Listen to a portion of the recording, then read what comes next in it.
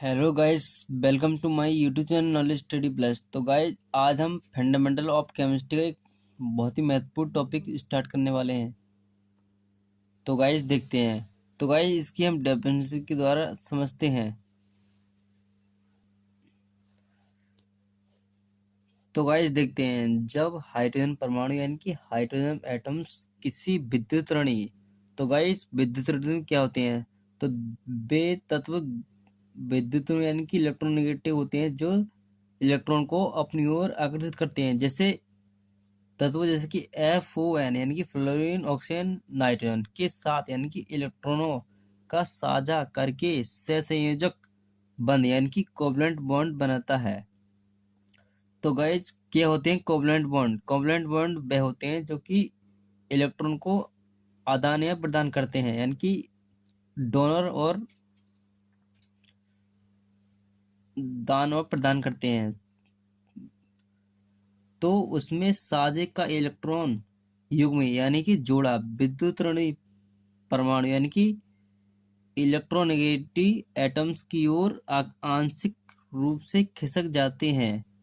आंशिक मतलब थोड़ा सा, जिस कारण हाइड्रोजन एटम्स पर धनात्मक आवेश यानी कि पॉजिटिव चार्ज तथा विद्युत ऋण यानी कि इलेक्ट्रोनेगेटिव एलिमेंट पर आंशिक ऋणावेश यानी कि नेगेटिव चार्ज आता है, जिस कारण दो द्विध्रुव यानी कि डायपोल का निर्माण होता है। उन द्विध्रुव डायपोल के बीच आकर्षण बल यानी कि अट्रैक्शन फोर्स कार्य करता है। उस आकर्षण बल अट्रैक्शन फोर्स को ही हम हाइड्रोजन बॉन्ड कहते हैं। तो गाइज, हम समझते हैं एग्जाम्पल के द्वारा।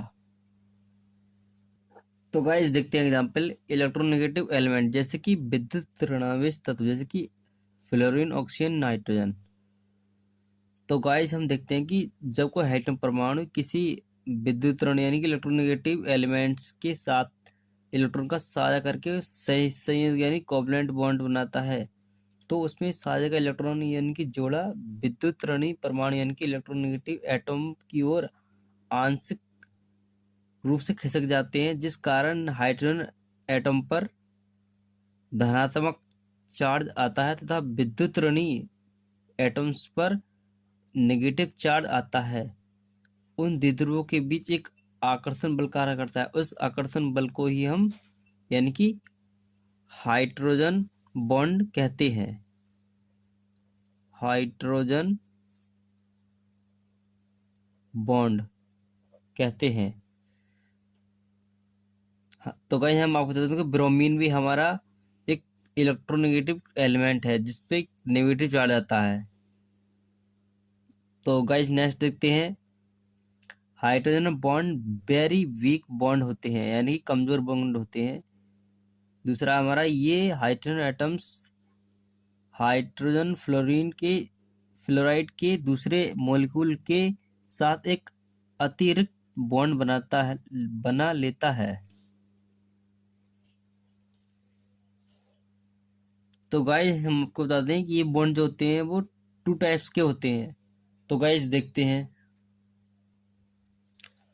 तो गाइस, हाइड्रोजन अमन यानी कि, तो हाइड्रोजन बॉन्ड जो होते हैं गाइस हमारे, वो दो प्रकार के होते हैं। इंटर मोलिक्यूल यानी कि अंतरा आणुक, और दूसरा होता है हमारा इंट्रा मोलिक्यूल अंत अणु। तो गाइस, हमें इससे एक एक करके देखेंगे।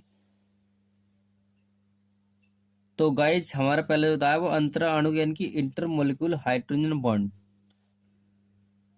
तो गाइस देखते हैं, जब मॉलिक्यूल एक दूसरे से यानी कि अणु एक दूसरे से हाइड्रोजन बॉन्ड से जुड़ी होता है, तो उसे इंटर मॉलिक्यूल यानी कि हाइड्रोजन बॉन्ड कहते हैं। तो गाइस, हम इस डेफिनेशन को एग्जाम्पल के द्वारा भी समझते हैं।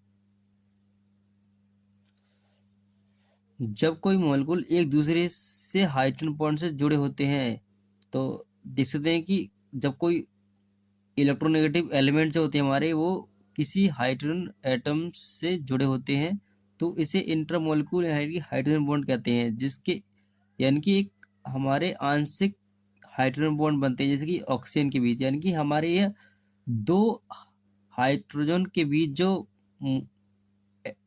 एटम्स जुड़ते हैं उसी को हम हाइड्रोजन बॉन्ड कहते हैं। तो गाइस दूसरा देखते हैं हम।